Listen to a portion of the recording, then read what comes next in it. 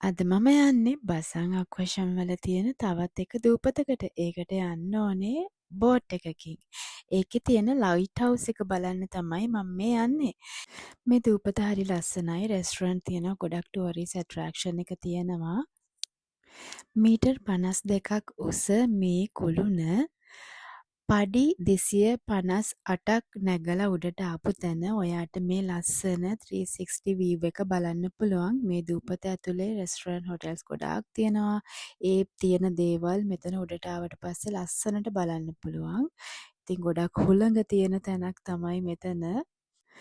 Boat එකෙන් බැස්ස තැන ඉඳලා අපිට මේක බලන්න එන්න පයින් එන්නත් පුළුවන්. හැබැයි ටිකක් දුරයි. ඉතින් වාහන වලින් එන අයට පාකින් පහසුකම් තියෙනවා. ෆුට් සයිකල් වලින් එන්නත් පුළුවන්.